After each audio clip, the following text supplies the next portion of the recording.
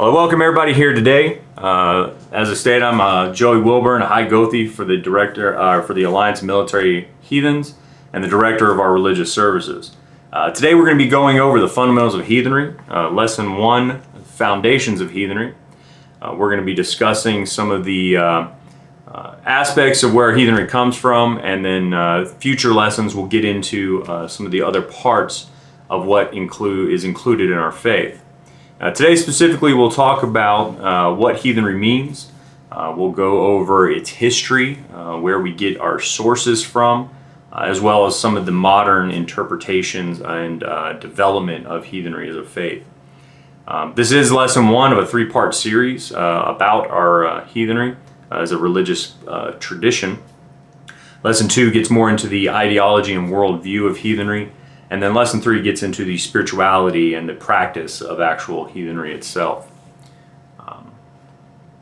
This lesson is intended to be an introduction to the heathen faith, so it is not all-encompassing, it is not definitive, it is not the one-stop and only interpretation of what heathenry is. I do invite open and honest discussion from those of our members that are online. We will always respect alternate interpretations of the information.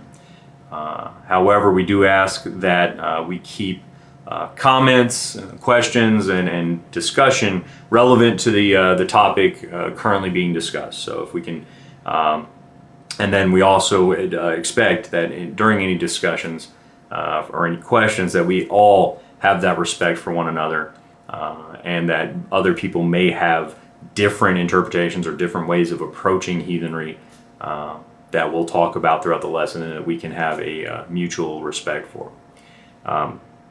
There are some aspects of the material in this lesson that we will talk about that gets into some of the negative modern interpretations of heathenry.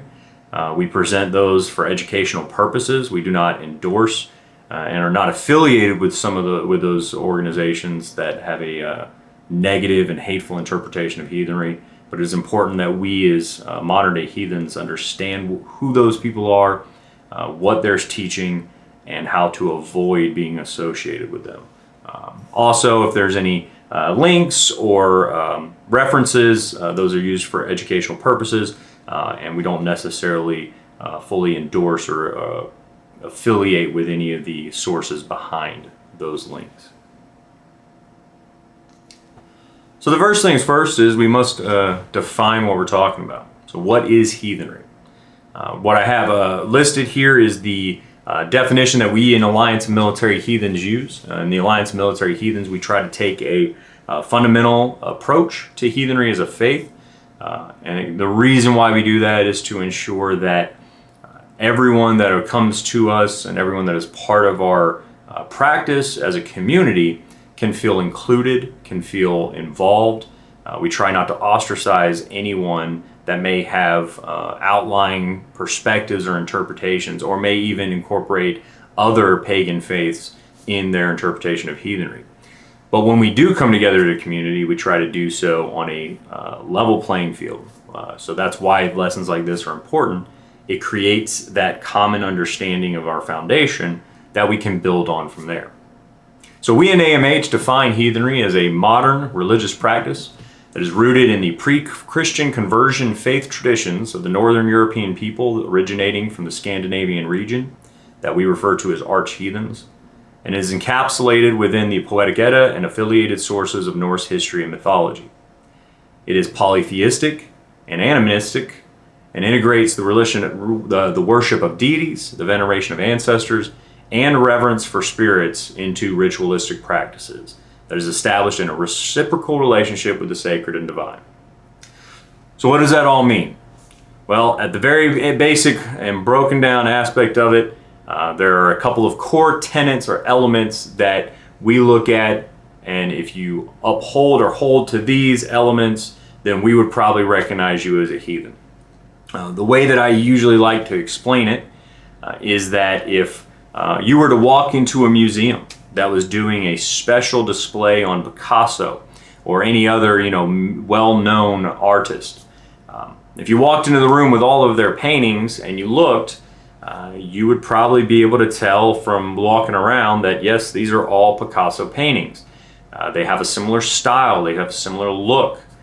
However, when you get closer to each one of those paintings, you start to see the nuance. You see the uniqueness of each individual picture that was painted, the brush strokes, the colors. Those are all different, even from one painting to the next. But again, if you step back and you look at the whole, you're going to see, and you should see, the commonality. And when you don't, you may not be looking at something that fits into that category of artistic expression.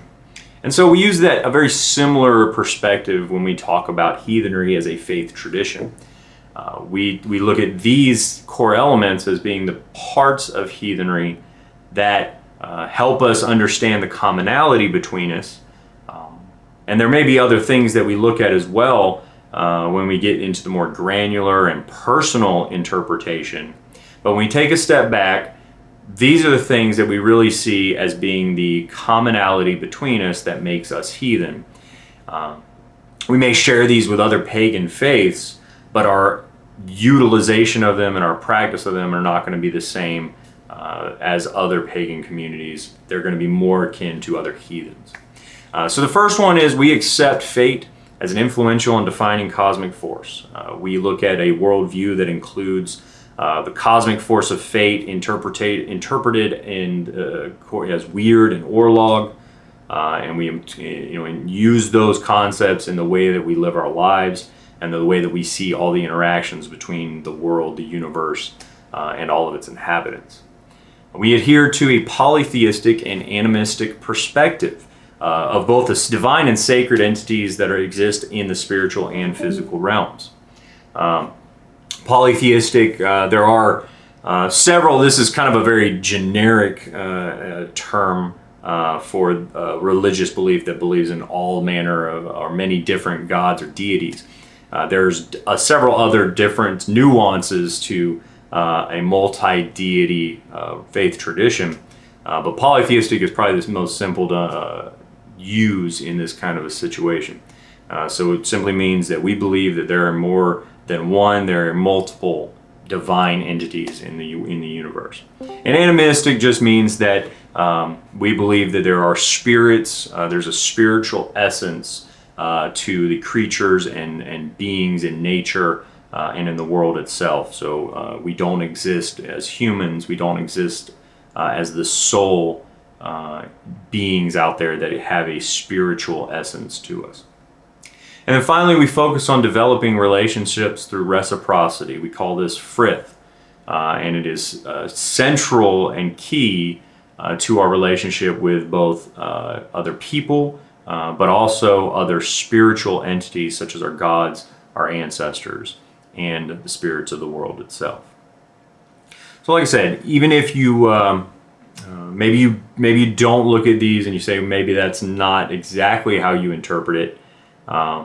At the core, though, if you break down what you believe and understand, if it follows a similar approach, then that's what we would probably consider heathenry. If not, if there's a completely separate core to your faith practice, then maybe you're another pagan community or pagan faith tradition. That although we absolutely can have fellowship with you and be friends, may not fit our religious practice in our community. So let's get into a little bit of that, what the difference there is, because a lot of times the words heathen and pagan get thrown out, but it's not very clear what the distinction is there. So let's start with heathenry. It is a Old English and Old German word. Seems to have originated in the 12th century. Basically just meant people of the countryside, people of the heath or the heather, depending on what region that word came from. But in all of its uses in those regions, in Northern Europe where it was primarily introduced, it basically meant people in the countryside. And it was used in the 12th century as a reference to non-Abrahamic religious followers, so people that were not either of the, at that time, new Christian religious practice, or they were not Jewish, they were not Muslim, they didn't follow one of those Abrahamic faiths. they were considered heathen in Northern Europe. When we look at pagan, that is a Latin term that came around in the mid 15th century. And it means the same thing. It means country dweller, a villager, somebody who lived out in the countryside. And it was also used to define those that were non-Abrahamic religious practitioners. But it was mostly used by Roman Christians, of course, being a Latin term used in Rome. And so the distinction that we see in a modern setting is that heathen is usually used for those that follow the pre-Christian Northern European faith traditions. So those that come from Scandinavia and Northern Germany. So that the definition we used a couple slides ago hones in on using the Poetic Edda and Norse mythology as a source for faith tradition. Whereas pagan is used more in a broad and general sense for anyone that follows a faith tradition of Europe that is non-Abrahamic. And so pagan actually includes heathenry in most contexts. And so heathenry can be considered a pagan or Norse pagan faith tradition. They can be used interchangeably, and in a lot of situations are. But when we use heathenry, and the way that I will use it for throughout these lessons, and we use it in our community, is as a reference to that Scandinavian-sourced faith tradition of Northern Europe. When we dig back even further, right, so when we talk about heathenry as a faith practice, one of the things that we focused on was a certain time period, right? We said that, that late first century, mid to late first century. But when we talk about where heathenry comes from in its history, we need to dig even further, and we talk about some of the more ancient origins of the faith. That's when we get into what is called the Proto-Indo-Europeans. This is not an actual group of people. It is not an actual culture. It is academic and theoretical. It was created as a concept by linguists who were reconstructing languages of Northern Europe and found a lot of similarities between them. And they were able to trace some of those terms back to the Middle East, ancient Middle East, Iraq and Iran, what is modern day Iraq and Iran. And what they believe is that when they trace those languages through time, that most of these communities of Europe would have been influenced or migrated from the ancient Middle East over the course of tens of thousands of years. And we see that similarity in a lot of our religious practice in terms of what we would call the pantheons, or what we call our gods. Almost every one of the European pagan faiths has a variation of a sky father, an earth mother, a storm god. You see the twin deities that are twins. So you see this commonality in our religious practices as we go back through time and trace them back to a commonality in ancient human history.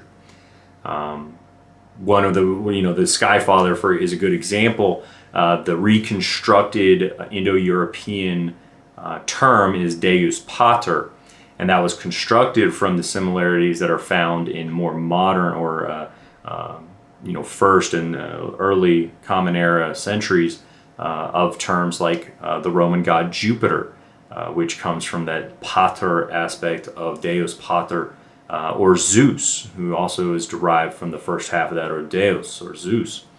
We also see it in Norse mythology. Tyr that word is considered to be derived from Deus Pater as an ancient Indo-European term.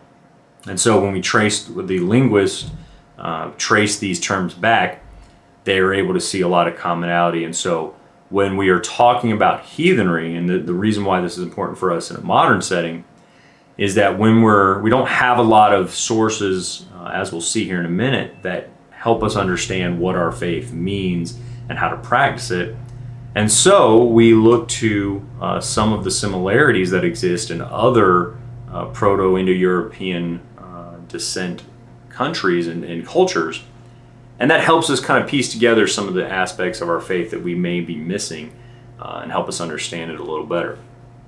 You're able to see on this picture here kind of a representation of that Indo-European language tree as it develops. What we are talking about more specifically is the Germanic branch in North Germany, where you see the Danish, Swedish, and Norwegian languages derive from. So that's really where we're going to see the Norse tradition derive. And so when we get into our source material, when we get into our history and our arch-heathen perspective, that's where we're going to draw a lot of our knowledge from.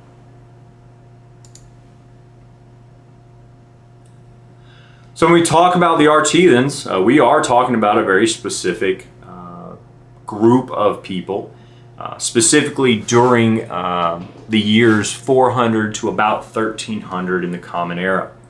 And we're also talking about the nations that descended from the Norse in this period. Now, it is worth noting that we know that the Norse people in Scandinavia date back even farther than 400 CE. We found relics from as early as I believe the first century that show a Nordic culture and community unique to itself.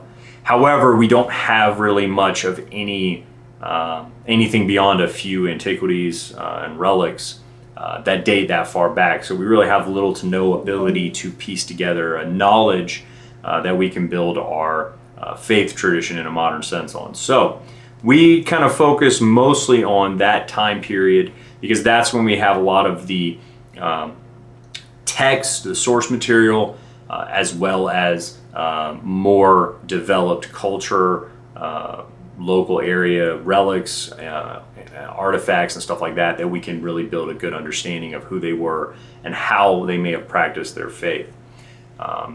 We do specifically focus on that Scandinavian region in Denmark, Norway, Sweden, and a little bit later in Iceland. Like we said, they all spoke a common language, originally Old Norse or Northern Germanic, that later then developed into their own cultural identities. Then we got the Swedish, Norwegian, and Danish languages. But they did have a very limited written language. It was primarily limited to a runic alphabet that we call the Futhark.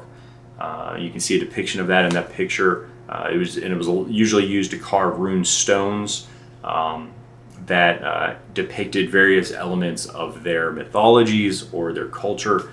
But so they didn't write a lot of things down. It wasn't until much later in the 12th and 13th century that we get a lot of their oral traditions that they passed down written in a context that we have today.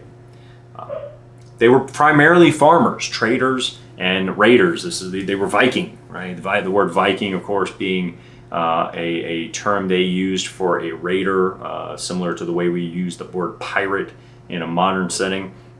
It was a profession. It was something they did in the summertime when they weren't farming. They would go raiding. They would go Viking, and so it's a little bit of a misconception used in modern culture where they talk about the people of Scandinavia as being Vikings, when really that was just something that they did as a job or a way to bring in money and provisions and resources for their people.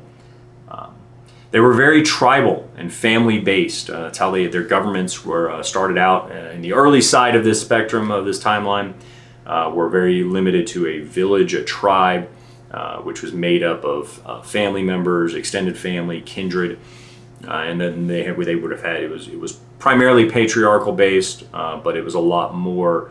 We do see in a lot of our source material from there that they were a lot more open to even exchange of responsibilities between male and female in the community, but it was a patriarchal society. It was later on, as they developed their more national identities in Norway, Sweden, and Denmark, that we see more the introduction of national level rulers, such as individuals in the 9th century like Harald Finehair or Ragnar Lothbrok, who are attested to in the sagas and the tales that we have from there, of uniting these nations under one kingdom, or that they ruled. So that was a little bit later on in their the timeline, but they still kept upheld very much their perspective of that local tribal and family-based governance. And so we see a lot of that in the way we practice our faith. Their faith was heavily defined by local community, family-based, kindred-based practice. And so we see a lot of that influence in our modern interpretation of heathenry. Of course, they were polytheistic and animistic. We know that through the mythologies and oral traditions they left behind. They had a large pantheon of deities that they recognized, as well as a clear recognition of spiritual entities in the world. And then in about the 10th century is when we see, of course, a little bit, several hundred years prior to that, Christianity began to spread across Europe. But it was in the 10th century that it really spread through Scandinavia. And by 1000 CE, the last holdout in Iceland was the last nation to officially convert to Christianity, thus kind of marking the end of heathenry as a practiced social religion. And in 1000 CE, Iceland, they actually asked their law speaker to make the decision on whether or not they should convert to Christianity as a nation, or risk possible invasion by the mainland Christians and force them to convert through conquest. And so the law speaker, after 3 days of deliberation, came back and decided that yes, they would convert to Christianity, but they would allow for private practice of their heathen faith. However, of course, Christianity is not too accommodating of other faith practices during that time period, and so that was quickly eradicated. But we do see throughout, after the 10th century and even into the modern day, clear hints that heathenry never really died and never really went away. It was just kind of put to the side or talked about as superstition, or as just old stories, mythologies, right? And so we see this in in Iceland. They recognize the gnomes or brownies in England, and the little creatures that they would leave gifts out for, and they build little huts for the spirits that they would build little houses for next to rivers, and they would leave food and stuff. And they didn't call it offerings, they didn't call it blot, they didn't call it a ritual or religious practice. It was just a local superstition, but it was extremely based in their previous heathen religious practices. So it is very apparent throughout history that heathenry never went away. It was just quieted for quite a while until we see the resurgence again in the modern era. In this picture we can see just kind of a representation of how the cultural influence of the Norse spread across the world, at least Northern Europe and Europe itself. I will say that this picture is not 100% historically accurate, but it does a great job of just presenting this concept where we see in in Norway and Scandinavia itself the origination of Norse culture, and then it's spreading over the centuries as the Vikings went into these countries, then settled and stayed there. We see how it kind of spread out across the globe, and we see that influence even in today's society and culture, how it derived over the centuries. It never, like I said, heathen perspectives brought through Norse culture and the spread by the Vikings just kind of came a recognized aspect of social culture. So I'll go ahead and pause and look in our chat. Does anybody have any questions before we keep going? And if not, we'll just keep proceeding through.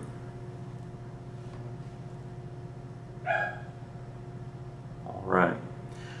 So that kind of goes through, talks about the history of heathenry and where heathenry comes from and why what our perspective is on the arch heathens and what we know about them. But next, we really want to get into what we know from them from actual source material and actual text. And so we have two primary texts that we can look to that are fairly definitive when we talk about heathenry as a faith tradition and Norse culture and mythology based on the oral traditions of their past. Those two books are the Poetic Edda, also called the Elder Edda, and the Prose Edda, also called the Younger Edda. The Poetic Edda is a manuscript that was cataloged in Iceland, possibly believed to have been written in 1270 current era, but wasn't really identified or discovered as a text until 1640. It was referred to as the Codex Regius because it was, or the royal book, the Konung's book, because it was given as a gift to the King of Denmark in the 1600s by the Icelandic bishop who found it. And we believe, academics believe that, while it was written in the 1270s, it was a catalog in Iceland of Norse mythology, kind of almost as a cultural heritage thing. It was not really meant to be a religious document that we look to it as today, but more of a way of preserving their heritage and culture by writing down a lot of their oral traditions from the pre-Christian conversion. Once it was discovered, it was then brought over to Denmark and kind of became a very influential book in reigniting a lot of the heritage and oral traditions of those nations as well in Scandinavia. There are several, there's actually another version of the Codex Regius that have different components to them. They don't share all the same chapters as each other, but they are fairly similar on the ones they do share. So there are different modern translations that have minor variances in what we consider to be the Poetic Edda today. But almost all translations of it look to the Codex Regius as its source. Some translations of the Poetic Edda add in documents that are from other sources contemporary to the Codex Regius, but for the most part, this is the source for most of our knowledge of Norse mythology. We also have the Prose Edda. This one has a little bit more of a definitive source to it. We know it to be written by Snorri Sturluson in approximately 1220. He was an Icelandic Christian poet or skald in Iceland, and he wrote the Prose Edda specifically as a textbook for then modern contemporary skalds to help them write Norse poetry. So Norse poetry was written in a very specific way, and they used a lot of kennings, which were basically just terms for something else. So they would come up with various nicknames and clever phrases that then the reader would have to figure out who they were talking about.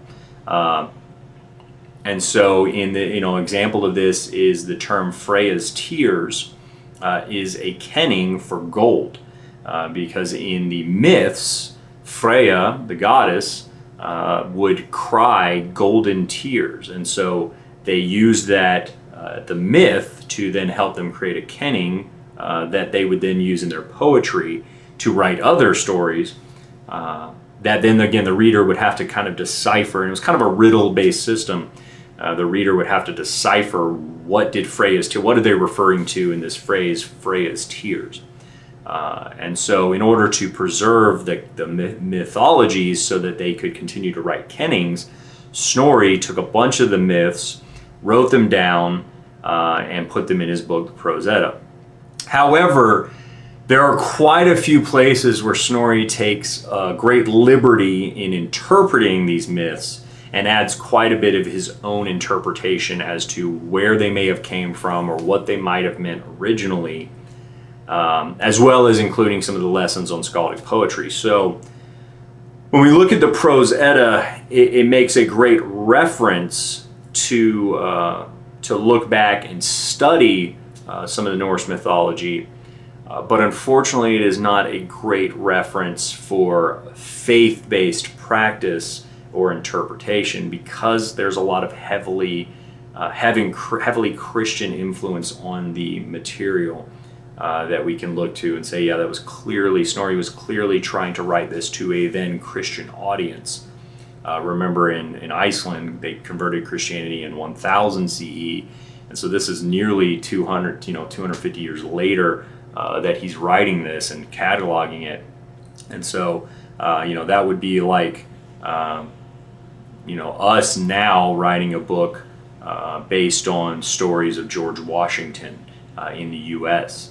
And so that's a huge gap, and that's a huge variation. So the Snorri's perspective is very far removed from the heathens that actually told these original stories.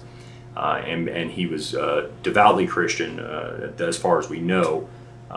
And so we look at the Prose Edda as more of an academic resource that has some great references to mythos, and even some of them we can validate by comparing them to the Poetic Edda, by comparing them to some of the other source material we have.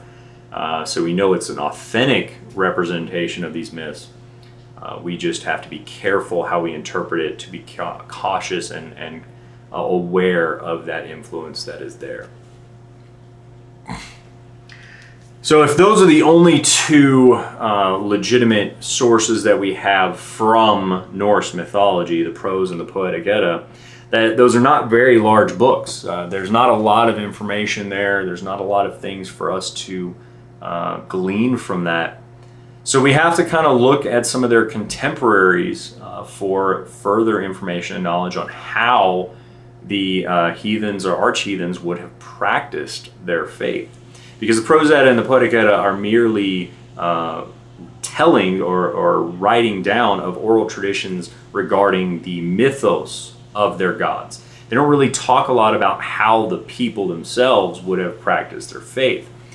We do see some great references to the characterization of who our gods are, and even some references to the culture that they would have lived by that we can use to help influence our understanding of the faith. But we don't get a lot of actual reference to what the people, the arch-heathens, would have done in their practice. And so for that, we turn to some other sources or contemporary historians of that day.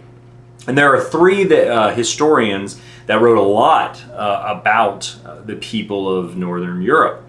The oldest being Tacitus, who wrote his book Germania in about 98 CE. And so this is one of the few, if only, sources we have that dates that far back and gives us a perspective of what the Norse culture would have been way back then.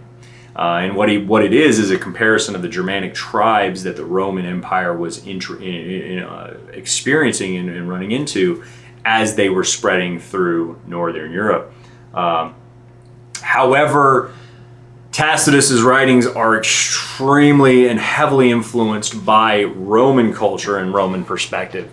And so some of his understanding of what the German people were doing, he tries to write about some of their religious practices, but his interpretation is very heavily rooted in Roman perspective. And so some of it is not necessarily accurate to what we understand would have been the practice at the time. So then we get into the next two historians who were actually from those areas. Adam of Bremen, German historian of the 11th century, and Saxo Grammaticus, a Danish historian in the 12th century. They both wrote books about their people that captured a lot of the historic perspective, from a history perspective, of their culture, their practices. And so we see a lot in these two historians that touch on the religious practices of the pre-Christian arch-heathens.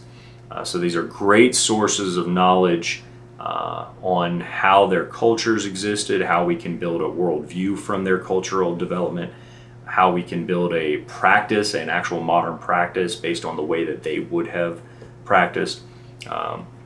However, again, it runs into a similar issue as the Prose Edda that was written by Snorri, that they are writing these several hundred years or 100 or more years after heathenry was abolished, and they're writing it from a historic perspective, not a religious perspective. So it's always a good thing to keep in mind when you read them.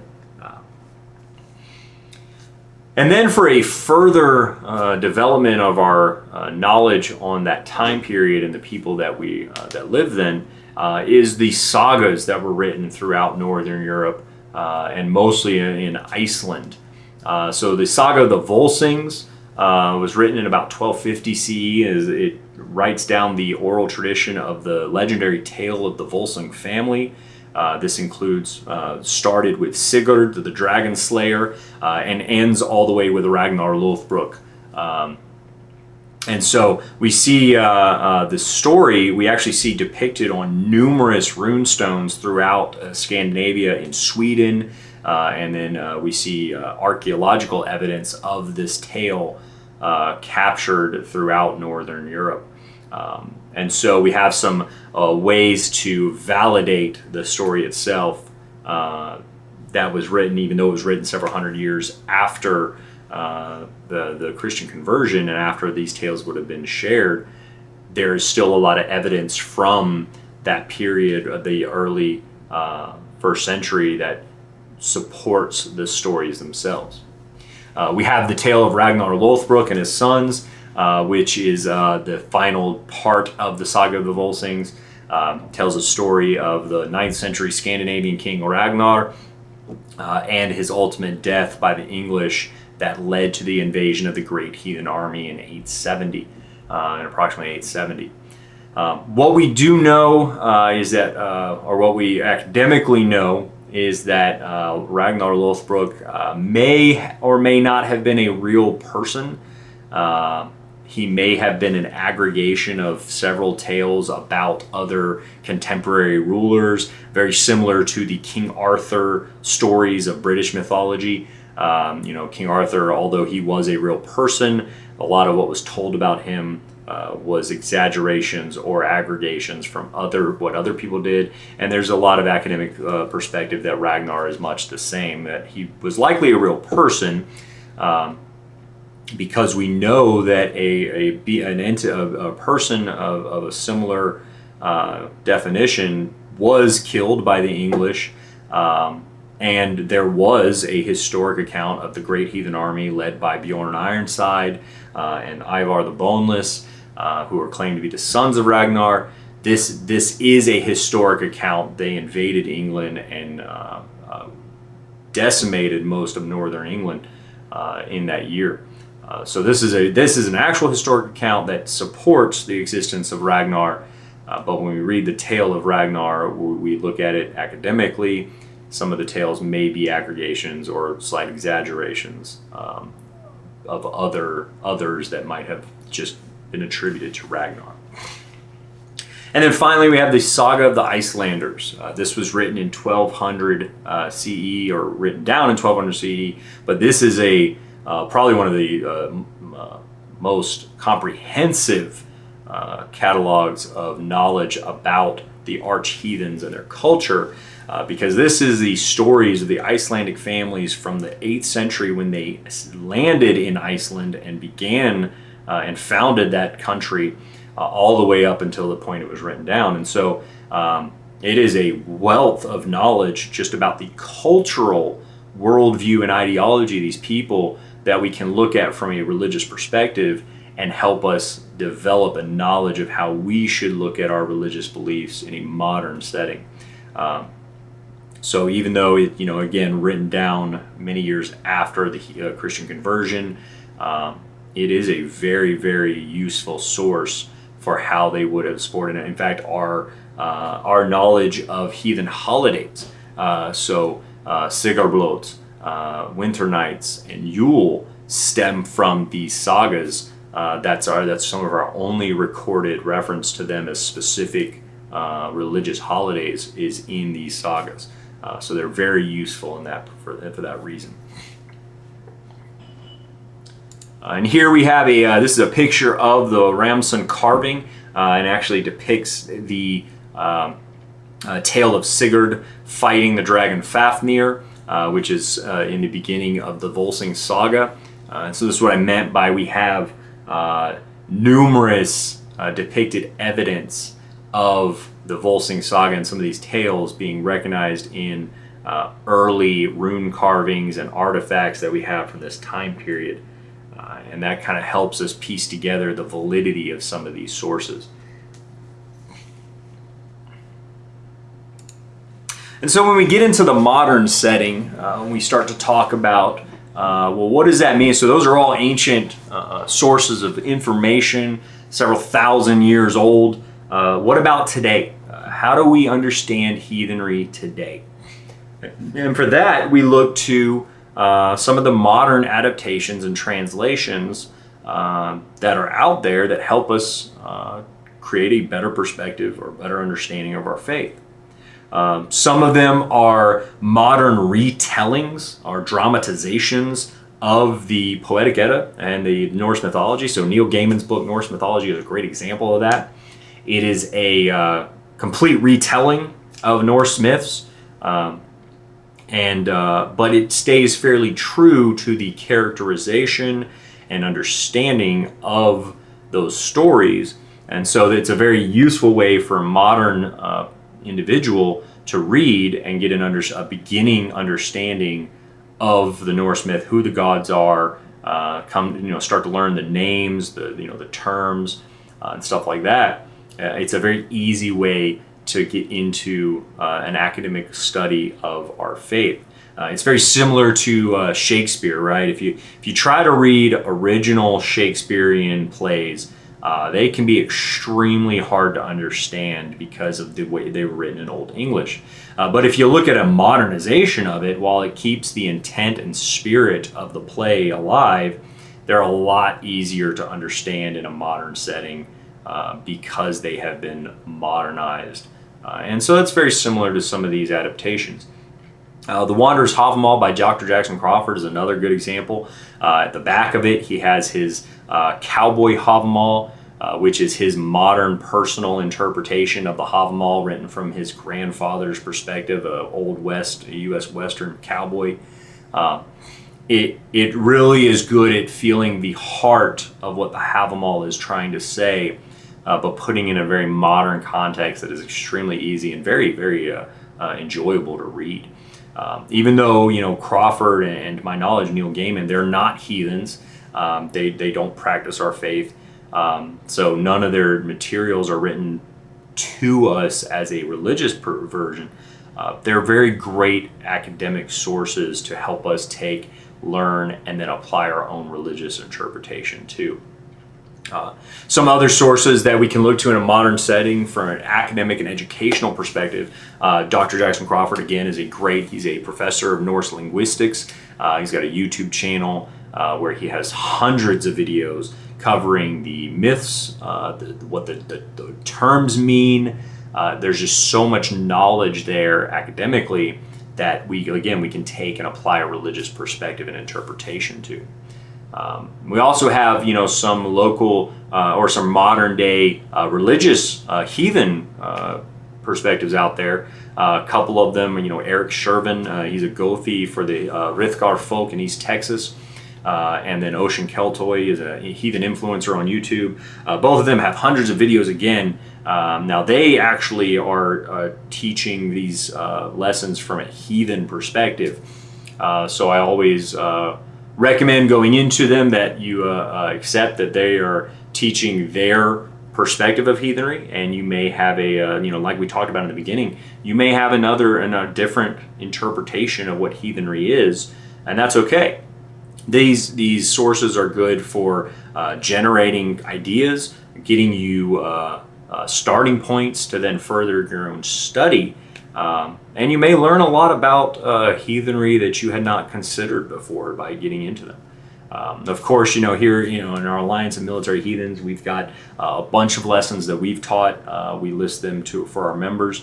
And there's quite a few other. These are literally just a couple. I couldn't fit everything on a PowerPoint slide.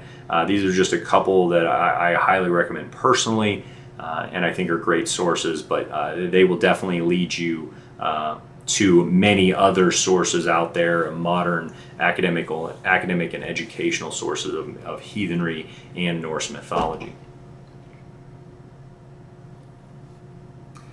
So as we get into, we talk about heathenry as a religious faith tradition. We talked about the history of it, where it came from, where we derive our religious beliefs from. Talked about the sources and how we get more information about them. But let's talk about the modern development of heathenry that we know today and what it means to us today in the world. As we look at modern heathenry, we see two distinct branches that really shape your interpretation and will define your perspective of what heathenry and how you practice. Those are regional and denominational branches. Regional branches are based on what region of Northern Europe you spend more of your time studying and resourcing to get your understanding of heathenry. If we go back to the map that we showed of Norse cultural influence, that's really what defines these regions, right? You have the Norse region that is mostly Scandinavia, Norway, Denmark, and Sweden. You have the Anglo-Saxon, which is when the Vikings came over to England and settled there, they intermingled with a lot of the Welsh, the Druids, and their cultural perspectives, and so a lot of the Anglo-Saxon practices incorporate those. Then again, even the continental, right? You have the Frankish, the Gothic, those that were in Normandy, northern Germany, all these places that the Norse culture spread to, then created their own, as they settled there and stayed there, they developed their own perspective of heathenry as a faith, right? So what you see here, we see this in the names for the gods, right? Take Odin. In Old Norse, Odin is very clearly defined in Norse mythology, but then when we go to Anglo-Saxon or Northern Germany, we get the term Wotan or Woden, and those deities, although clearly derived or associated with Odin, there's some differences and nuances in their characterization because of the way those people saw and understood the gods.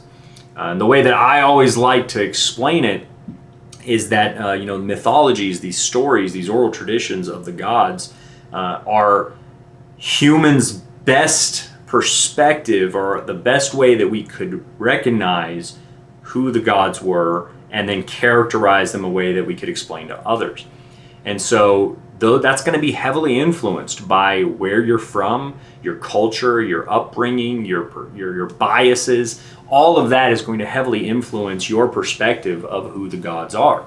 And so if you're, that applies even more so to your religious practice in heathenry, that if you're I consider myself a Norse heathen, so I follow after more of the Old Norse regional perspective. That may be my understanding, my perspective of who the gods are may be slightly different than somebody who follows an Anglo-Saxon approach to heathenry. I may see Odin as a slightly different being or personality than they see Woden. This is no different than if I was to, if we were to hang out, we were work together. I knew you, we were in the same organization and same office and we worked together on a daily basis. I would build a perspective of who you were that is unique to that setting, especially if we didn't spend a lot of time together outside of work. That perspective that I have of you is going to be different than the perspective that your spouse or your kids or your family has of you at home. They may be similar, right? Unless you are just dramatically changing who you are for each of those different environments. They're probably going to be similar perspectives, but they are going to be slightly nuanced. I am going to recognize you in a slightly different way than your family does. And that's going to apply for every different environment you find yourself in. The perspectives of the people interacting with you are going to influence their interpretation of who you are as a person. But I go back to my statement earlier that when we take a step back and we look at who you are, when we specifically talking about our gods, when we look at the pantheon of Norse gods and deities, and we look at who they are from a farther lens, they should look fairly similar. We should be able to say, yes, I definitely can see the similarities between Odin, Woden, and Wotan, or Thor and Perun. We can see those similarities and we recognize them as derived from that same source. And then when we get closer, we recognize the nuances that exist because of the perspective of the people that wrote about them, their cultural and social biases. It only becomes kind of a source of contention when we take that step back and we look at them and we're like, I don't see any of those similarities. I don't see. And if that's the case, then realistically, I would argue we may be talking about different deities altogether. So that's just always something to keep in mind. Personal perspective will create bias and is going to influence our perspective of who the gods are and how we approach heathenry. Our goal here is to try and find that commonality and that where we can work together. And then you have the denominational branch of heathenry. These are the more formal religious organizations that are out there. There's a couple of very specific ones I talk about. Asatru, which was established in Iceland in 1972 as an official religion in Iceland. Then you have Fornsider, which is established in Denmark in 1997. And like I said, these are formal religious systems, right? Heathenry as a religious tradition is very loose in its formality, right? There is no real central dogma, doctrine that defines how we practice. Again, we use very much a personal interpretation, and then when we come together in community, we try to find that common ground.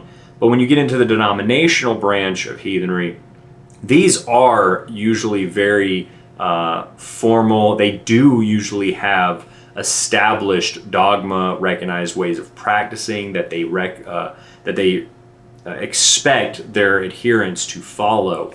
So in Asatru, they have a very particular way of doing bloat that to them, they would expect anyone who is an Austruarian to follow. If they are in Iceland and following that religious denomination, they would probably be expecting them to follow their interpretation of bloat.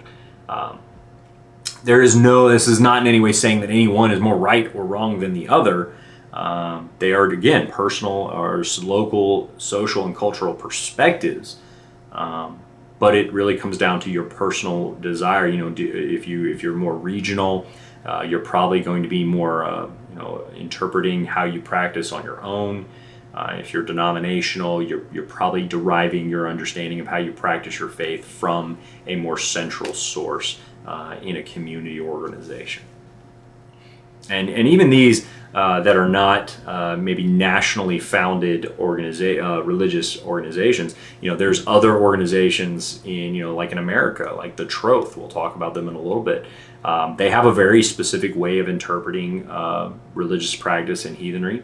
And I would probably consider them their own denomination at this point because of how established they are over the past, 40, 50 years, I believe, 30 years of existence. So it's just something to keep in mind. The more that you associate with very specific organizations, they may have their own approach. And even here in the Alliance of Military Heathens, we try to limit how much we push as a centralized dogma, but we do expect our members, when we practice together, to practice in a community perspective, so that way we sometimes sacrifice our personal interpretation so that when we come together, we can practice. We're not ostracizing anybody. We can find that common ground. We do try to avoid a more formal interpretation of our faith, or limiting, I would say. We do have some formal definitions, but we try to prevent limiting our perspective to what we've decided and to allow that personal interpretation to be just as predominant and important. So getting into that modern development, it's really important to talk about kind of how heathenry was reintroduced in a modern setting. And unfortunately, this gets into, there's a lot of negativity involved in this that we need to be aware of. Heathenry as a religious practice really was reintroduced into modern society in the 1970s, in the late 1960s and the 1970s. That's when we see the resurgence of heathenry as a religious practice. A lot of it was heavily influenced by one of two communities. It was either Wiccan communities that were seeking a little bit different approach to pagan practice, or it was co-opted by white supremacist organizations following after the Nazis of Germany. They co-opted heathenry as an easy way to hide their racially motivated practices. And so what we see here, especially in the United States in the 70s, we see the development of several organizations that were extremely racist and white supremacist in their founding, but unfortunately were the beginning of what we know as modern heathen development. And so, we have the Odinist Fellowship, which was a very white supremacist group founded in 1969 by Els Christensen. You had the Viking Brotherhood and the Asatru Free Assembly, which is often referred to as the Old AFA, which was a Volkish group, Volkish being a very specific term following after a certain perspective interpretation that is heavily racist in its interpretation of heathenry. So this group was founded in 1972 by Stephen McNallen, and then dissolved in 1986 due to all of the differences. So a lot of the people that joined the Asatru Free Assembly in the beginning did not realize that it was a racially motivated organization. They thought, hey, here is a modern heathen community they can be part of, and they were coming from that Wiccan influence, seeking something different.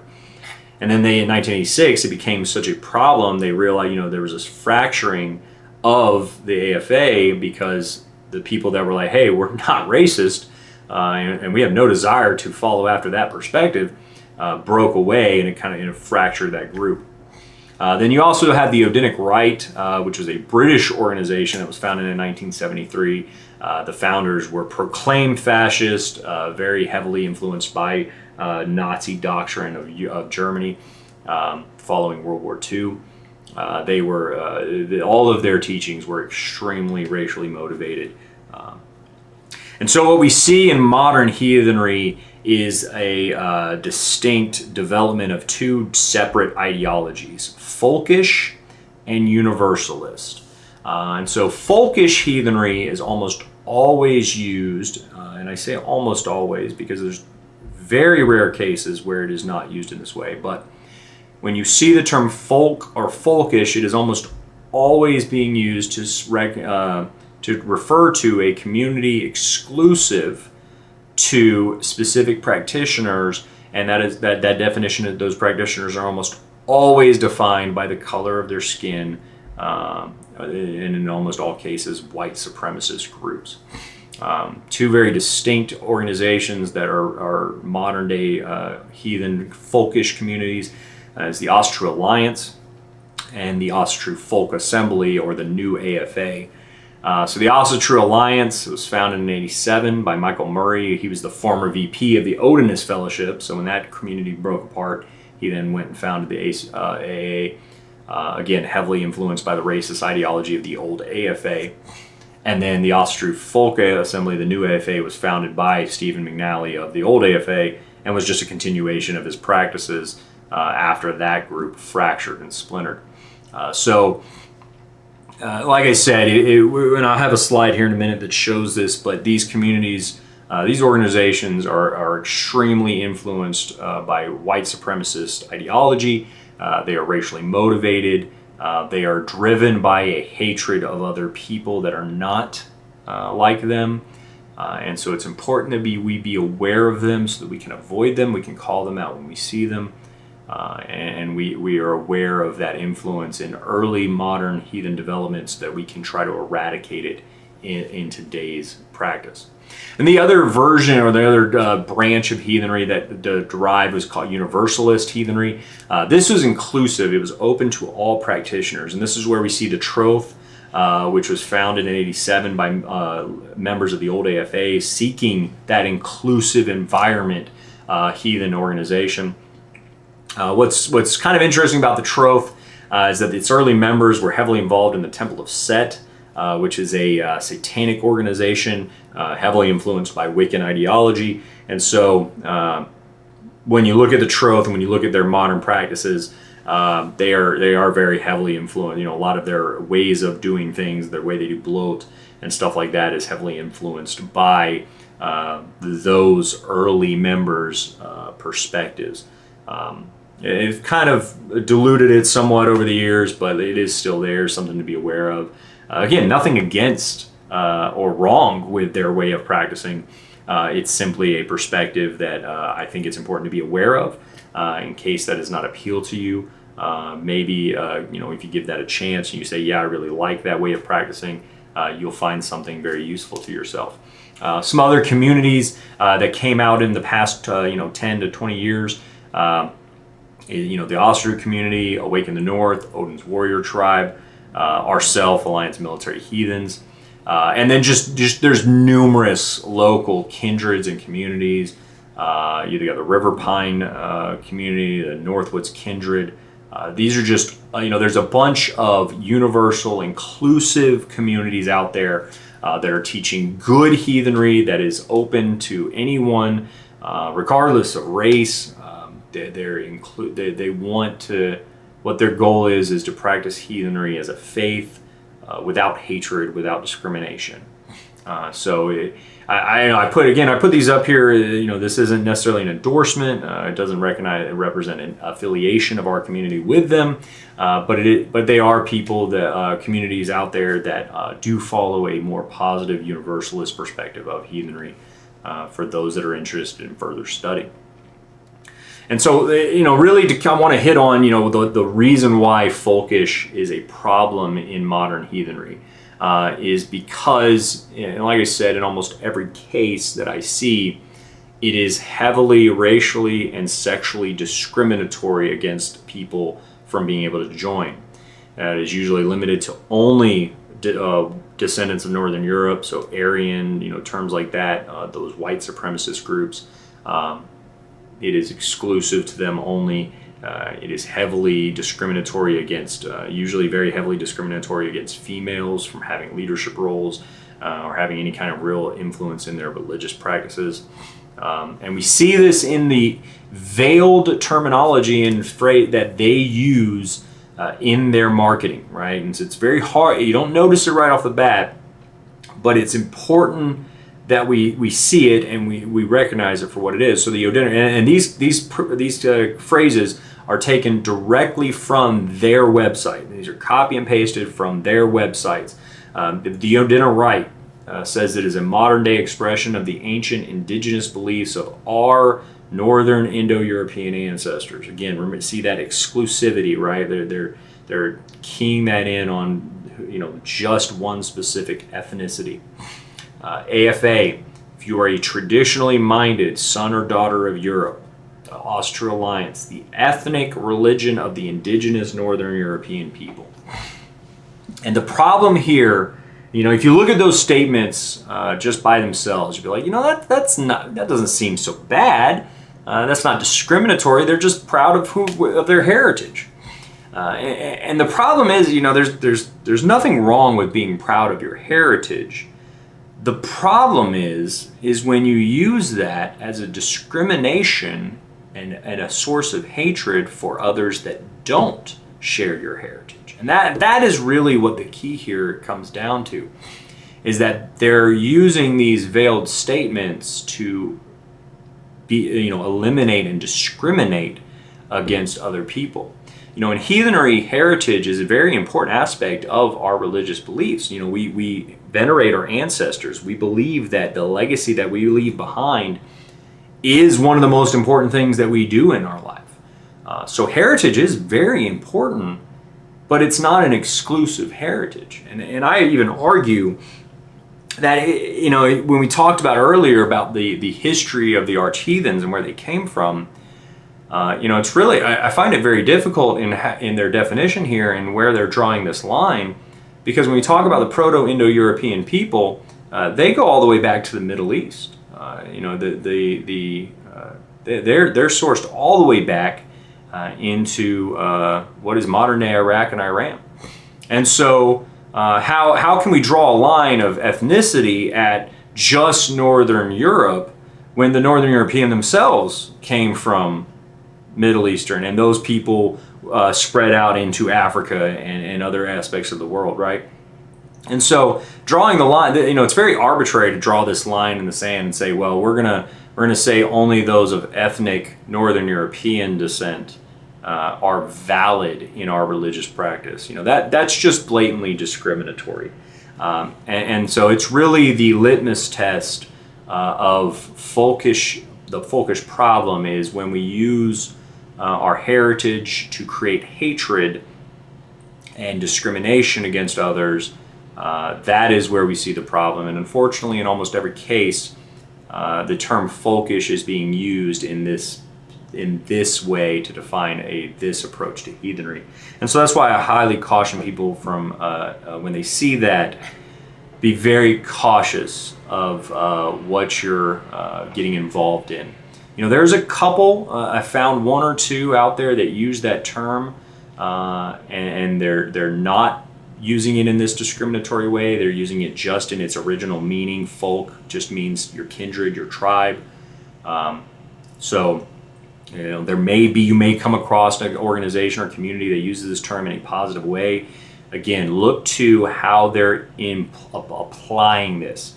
Are they using their heritage to discriminate and to exclude others? Then it's the problem. Then that's where you need to avoid and be careful. And then finally, just to get into two other approaches, modern development of heathenry. We talked about the different branches, the regional and denominational approaches. We talked about the issues with folkish versus universalist, which is a more inclusive aspect of heathenry.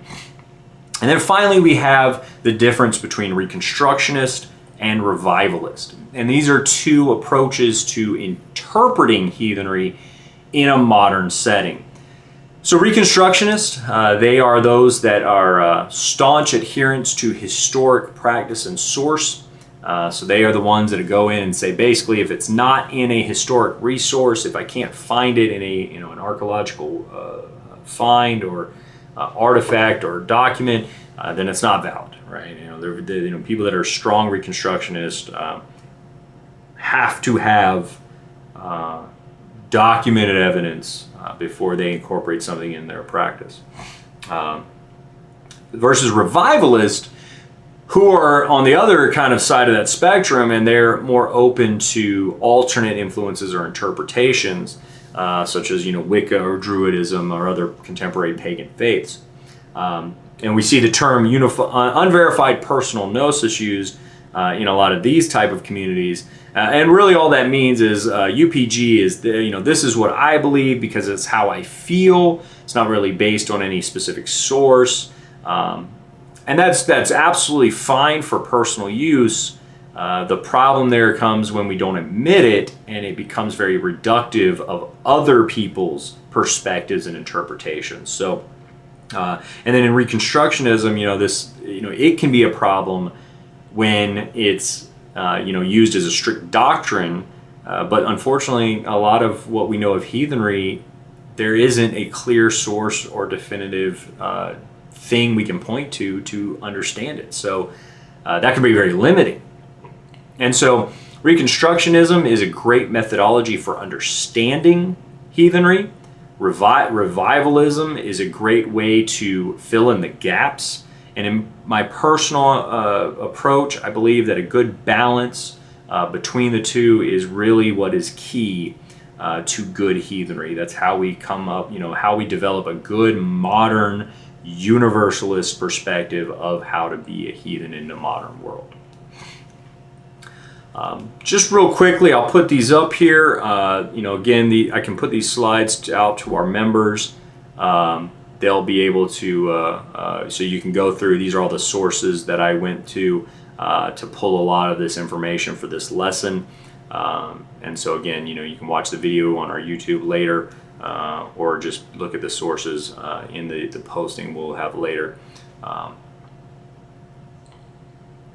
And then, of course, if you would like more information about our organization, or you just have some questions that we don't cover here, please feel free to email us at amh.council@militaryheathens.org. Check out our website at militaryheathens.org, where we'll have this and the other 2 videos posted, because it really is a great way for you to reach out and talk to us if need be. So that really concludes today's lesson on the fundamentals of heathenry, really going over the foundations of what we know of where heathenry comes from, its history, what it means, and the sources that we derive our knowledge from. The next 2 lessons will get more into some of the topics we touched on today in the ideology, where we talk about kind of the worldview of how heathens understand our place in the world and our role in society. And then it also, in the 3rd lesson, we'll talk about some of the spiritual practice, the deities that we worship, how we practice in blot and symbols. So definitely look out for those videos and those sessions as we hold them. I definitely would like to open it up. I am going to go ahead and thank everyone for watching. I'm going to stop our recording now and